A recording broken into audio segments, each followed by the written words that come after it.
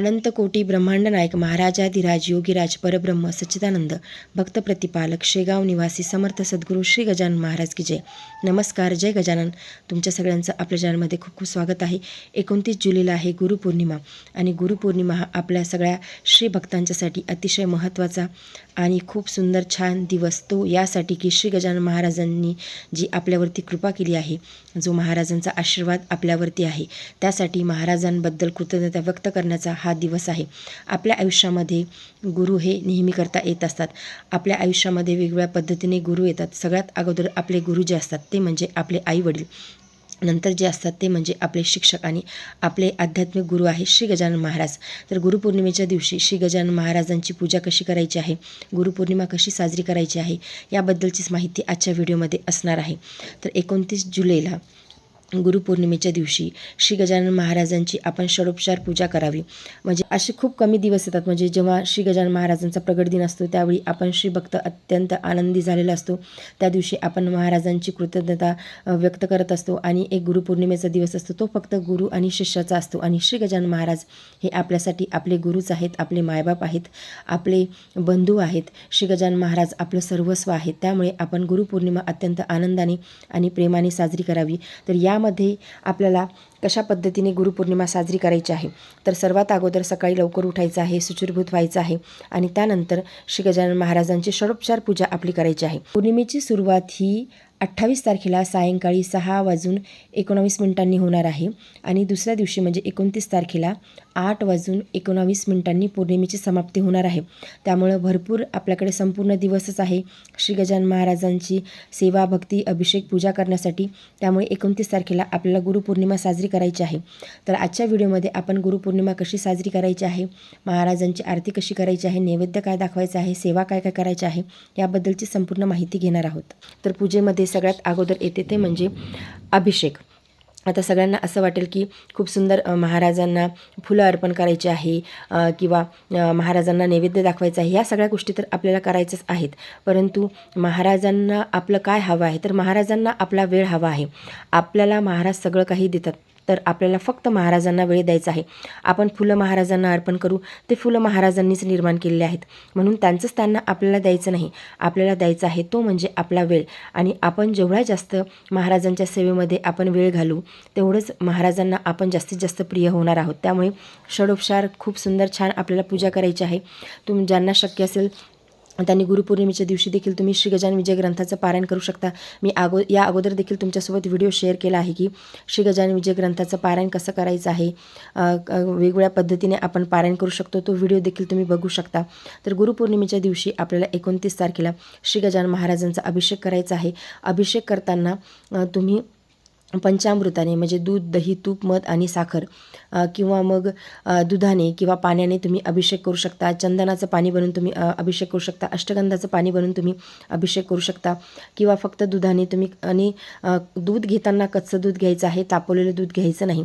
जेव्हा आपण पंचामृताने सुद्धा अभिषेक करू त्यावेळी आपल्याला कच्चं दूधच घ्यायचं आहे पंचामृतामध्ये आणि त्यानेच अभिषेक करायचा आहे. आणि समजा तुम्हाला काहीच नाही भेटलं तर तुम्ही फक्त साध्या पाण्याने देखील अभिषेक करू शकता किंवा तुमच्याकडे गंगाजल असेल किंवा अन्य कुठल्या पवित्र नद्यांचं जल असेल ते देखील तुम्ही अभिषेक पात्रामध्ये टाकू शकता, अभिषेकामध्ये टाकू शकता आणि तुम्ही श्री गजानन महाराजांचा अभिषेक करू शकता. तर या पद्धतीने आपल्याला गुरुपौर्णिमेच्या दिवशी अभिषेक करायचा आहे. अभिषेक करताना तुम्ही आता सगळ्यांना खूप हा प्रश्न असतो की अभिषेक करताना कुठला मंत्र जप करायचा आहे किंवा काय म्हणायचं आहे, स्तोत्र कुठलं म्हणायचं आहे. तर तुम्ही अभिषेक करताना तुम्ही गजानन अष्टक म्हणू शकता किंवा गजानन बावन्नी तुम्ही मोबाईलवरती लावून देऊ शकता. तुम्हाला जर येत असेल तर तुम्ही गजानन बावन्नीचं म्हणत तुम्ही अभिषेक करू शकता. किंवा मग यापैकी काही येत नसेल तर फक्त गणगणगणात बोते गणगणगणात बोते हा मंत्र म्हणत देखील तुम्ही अभिषेक करू शकता. त्यानंतर अभिषेक झाल्याच्या नंतर ते जे पाणी आहे, तुम्ही जर का फक्त पाण्याने अभिषेक करत असाल तर हे जे पाणी आहे म्हणजे हे अमृतच असते, हे साधं पाणी नसते. कारण की आपण महाराजांचा अभिषेक केला आहे आणि श्री गजानन महाराज साक्षात आपल्या देवघरामध्ये विराजमान आहेत, ते चैतन्य रूपामध्ये आहेत. असाच भाव ठेवून आपल्याला अभिषेक करायचा आहे. तर समजा आता तुम्ही पंचामृताचं बनवलं किंवा दुधाचं अभिषेक केला तरीसुद्धा तुम्ही थोडं थोडं ते तीर्थ म्हणून घ्या, घरातल्या सगळ्यांना द्या आणि उरलेलं जे पाणी आहे ते तुळशीला सोडून बाकी कुठलाही इतर तुम्ही झाडांना ते टाकून देऊ शकता. या पद्धतीने अभिषेक करायचा आहे. त्यानंतर तुम्ही गजानन बावन्नी म्हणा, स्तोत्र म्हणा किंवा अष्टक म्हणा किंवा मग ज्यांना पारायण करायचं असेल त्यांनी आवर्जून श्री गजानन विजय ग्रंथाचं पारायण करावं. आणि त्यानंतर तुम्ही श्री गजानन महाराजांची आरती करा. नैवेद्यामध्ये महाराजांना आपल्या सगळ्यांनाच माहिती आहे की पिठलं भाकरी खूप आवडायची, त्यामुळे तुम्ही पिठलं भाकरीचा नैवेद्य महाराजांना दाखवा किंवा वरण भात भाजी पोळी कुठलाही एक गोड पदार्थ घरी बनवलेला असावा. विकत मिठाई आणू नका. म्हणजे आता खूप जणांना असं वाटतं की महाराजांना आपण पेढे द्यावे, बर्फी द्यावी, तर तसं काहीच न करता महाराजांच्यासाठी तुम्ही थोडासा अगदी 1 वाटीभर जरी तुम्ही शिरा किंवा खीर जरी बनवली तरीसुद्धा चालेल. महाराजांनी ती अर्पण करा. त्यासोबतच पिठलं भाकरीचा नैवेद्य तुम्ही दाखवा आणि वरण भात भाजी पोळी तुमच्याकडे जे काही बनत असेल त्याचा नैवेद्य दाखवा. त्यावरती तुळशीपत्र आवर्जून ठेवा.